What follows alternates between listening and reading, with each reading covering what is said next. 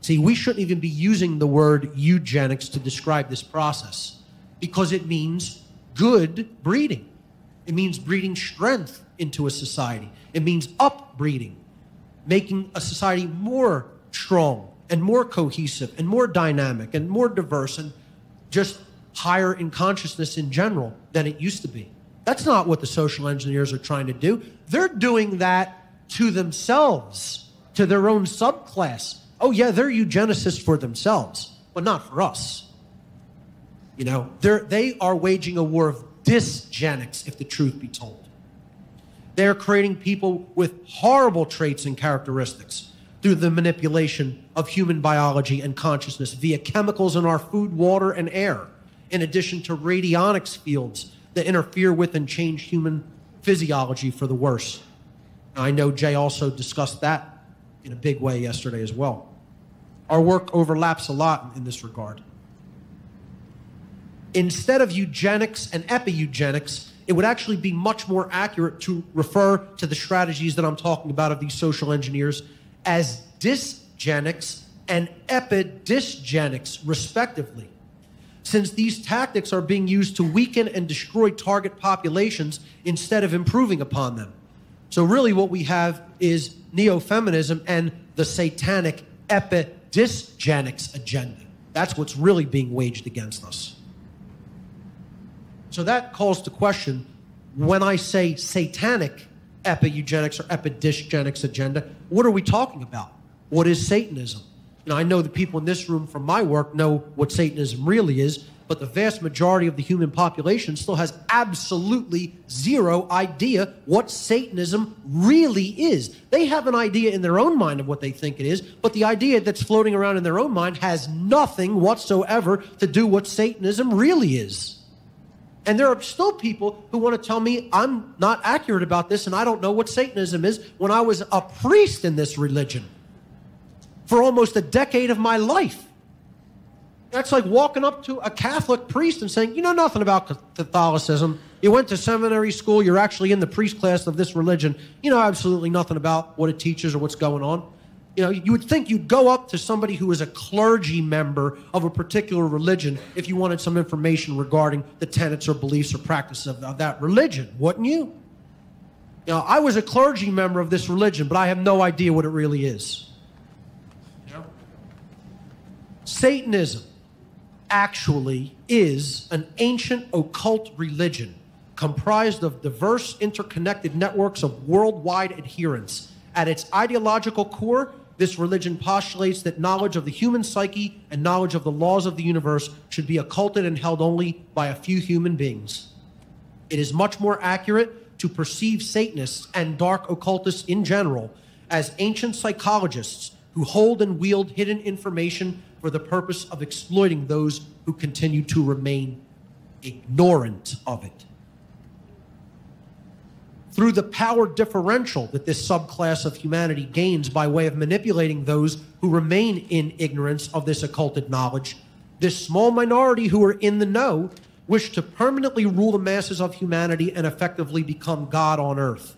It is important to understand that contrary to popular belief, the overwhelmingly vast majority of real Satanists do not worship an externalized deity known as Satan in the Christian tradition, but instead see Satanism as an ideological way of being in the world and view the ego-driven self as the quote-unquote God of their religion. They view themselves as God, folks. They're not worshiping any external deity. They're worshiping themselves, if you want to even word it that way. They're propping themselves up as God. That's what they want to be. They want to rule in a prison, on a prison planet, as the gods of that planet. That's what Satanism is. The symbolism and trappings of the Christian devil or Satan are used in modern Satanism for two main reasons. The first of these reasons is to try to make outsiders who know nothing about what Satanism really is see Satanism as, quote, just another quaint religious belief that is based upon traditional Christian belief systems. which it absolutely has nothing to do with. The second reason for these trappings of the Christian devil is to associate itself with the adversarial dynamic in nature, because that's what the word Satan means, as we'll see. Now, this adversarial dynamic in nature is referred to as involution in the occult world because it counters the force which drives consciousness forward, which is true evolution. The word Satan comes from the Hebrew word shatan, meaning adversary or opposer. Satanism is ultimately about being opposed to the true order of natural law, the universal laws of morality, which govern the behavioral consequences of beings who are gifted with the capacity for holistic intelligence and free will. They want to turn that natural law order on its head. So, the bulk of the entire presentation over the next 2 days is going to be what I call the war against the goddess. Or, what modern women are being socially engineered to think, to want, and to be, and the effects of that social engineering upon human society. Now, I will be giving this entire section, the war against the goddess, little over half of it today until the end of the presentation, and then the remainder I will pick up with tomorrow night, and then solutions will be presented at the end of the presentation tomorrow evening. Why specifically target women? Here's the main reasons that eugenicists and social engineers specifically have crafted these forms of mind control to target women in particular. Since women possess the capability of influencing men, and that is true, most men will adjust their attitudes and behaviors to conform to women's likes and preferences. And the people sitting in this room here today know that that statement is true. And most people out there in the listening audience on the internet will recognize that statement as being valid. Therefore, if the ruling class can influence the minds of most women, the men and children of a society will ultimately follow. And folks, every totalitarian regime has known that truth and has adapted those principles to its twisted advantage. Additionally, women ultimately control, at a biological level, the human procreation process by way of their control over the selection of males with whom they choose to reproduce. Taking both of these factors into consideration, it is women who ultimately decide which traits and characteristics will be passed down to future generations of humanity. Now, that's not taking epi-eugenics into account, but just genetically. Then you add all the epigenetic stuff, and if you have women under that epigenetic form of mind control, the manipulation of their consciousness, you're going to absolutely influence the characteristics that are going to be expressed at an epigenetic level as well. My question to everyone here in the listening audience today is, are your quote-unquote likes truly your own? A very uncomfortable question to ask. What qualities do you find attractive in another person? Is it possible that such likes and preferences could be implanted into your belief system? It might surprise and even disturb most people to think that such aspects of their personality may not actually be their own. Most people don't even truly know why they find certain things attractive and others not. The same can be said for both men and women. Is all such attraction just a natural, instinctual dynamic? Or can a great portion of that kind of attraction be attributed to cultural programming? And I would suggest most certainly it is the latter. There's a lot of cultural programming and engineering that goes into manipulating people's perceptions of what they find attractive or not. Edward Bernays, one of the leading social engineers of the last century, absolute Satanist, involved in the Tavistock Institute of Human Relations, Chatham House, Wellington House, involved with Walter Lippmann, another huge eugenicist, radically transformed for the worse modern Western society, this mind controller and eugenicist. He said this: The conscious and intelligent manipulation of the organized habits and opinions of the masses is an important element in democratic society. Those who manipulate this unseen mechanism, this occulted mechanism of society, constitute an invisible government, in other words, a ruling class, which is the true ruling power of our country. We are governed, our minds are molded, our tastes formed, our ideas suggested, largely by men we have never heard of. This is a logical result of the way in which our democratic society is organized. And folks, he's not talking about the American so-called democratic society.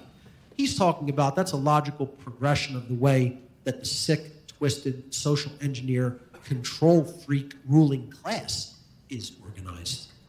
And they're putting their religion into practice, which is eugenics. The inauthentic woman, this is very critical to keep in mind. This is what I'm talking about when I refer to women throughout this presentation. The inauthentic woman, or the socially engineered woman, is being, above all else, culturally conditioned to no longer be attracted to any of the qualities of an authentic man. Let me repeat that. The inauthentic woman is being conditioned in this eugenics mind control agenda to not be attracted to the qualities of what I refer to in this presentation as a genuine man, an awake man. That's the spiritual alpha, as I'm going to refer to it later in the presentation.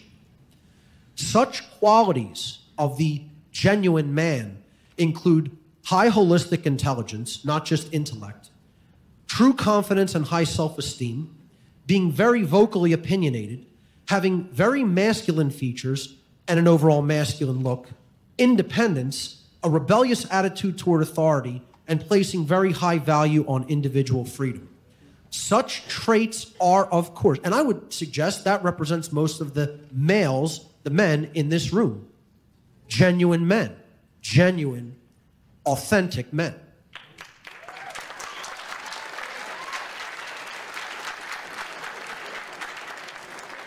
However, of course, such traits are seen as highly dangerous to the goals of the ruling class, who wish especially to see society produce weakened men, since weakened, emasculated men, quote-unquote men, are very unlikely to resist the state, while strong, independent thinking men are more likely to resist the control of the state. That's why they want to breed these qualities out of the human male. And that's why they want women specifically not to find those qualities attractive in a potential partner. When I say the authentic or the inauthentic man or woman, what am I talking about? So I've made this real simple breakdown chart of what I consider the authentic being versus the inauthentic being. All of the things that are listed in red are what I consider the inauthentic human, or what we can consider the beta class of humanity, which is the bulk of humanity. The bulk of humanity fits into those red squares, okay? Then there's the true alpha class of human beings, of male and female, okay? This is what I call the spiritually awake, the spiritual alpha female, the spiritual alpha male. So let's look at some of the qualities of these types of men and women. The beta female, and again, I put female in quotes here. It's not the genuine female. They are conditioned to submit to the dominator type so-called alpha males.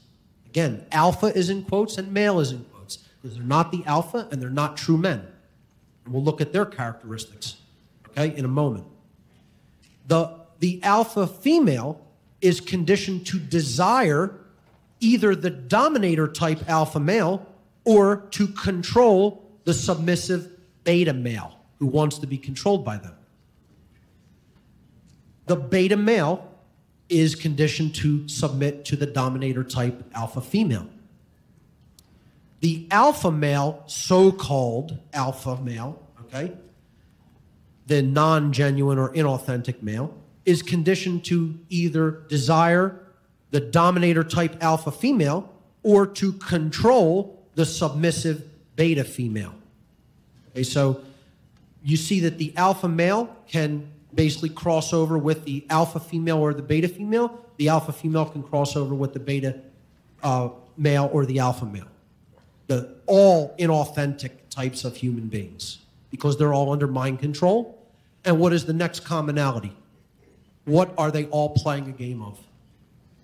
Control. Either to be controlled or to control someone else. They're in that mindset where they desire to be controlled or they desire to be in control of someone else. That's the quality that makes someone inherently inauthentic. The genuine woman or the spiritual alpha female, the true female, the true alpha female, is free of social engineering conditioning and does not play that control game, as does the genuine man or the spiritual alpha male. They're free of that social conditioning, and they don't play the game of either wanting to control someone else or wanting to be controlled by someone else. Let's look at some of these programming tactics that are used against women. This is one I think just about everybody can see very openly because it's so blatant and will agree with. It's called princess programming. They start very early. They have to start with very, very, very young women when they're children. The inauthentic woman has been socially engineered from a very young age to want to be placated, revered, and pampered. Princess programming is huge in Western culture and starts at a very early age. Through this programming, young women are often taught, here's the list of things they're taught to do and to be like: to value only what can be gained for themselves through relationships with men, to seek only men who can, quote unquote, provide for them, or quote unquote, take care of them, to quote, marry well, to marry into money, etc.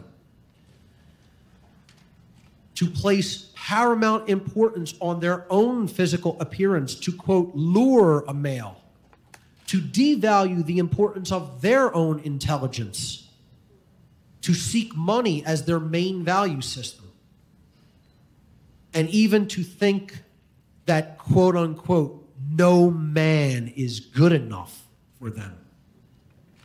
You'd be surprised how many people teach this kind of a value system to their daughters. It is going on continually in our society. Very powerful form of mind control, that parents are actually propagating unknowingly. And they're doing it through the mass media and movies that project these values right into the subconscious mind of children as well. The primary motivational factor that women are taught to desire through this social engineering is security. This is the psychological dynamic that they are taught to crave from the minute they are out of the womb, practically, by the ruling class.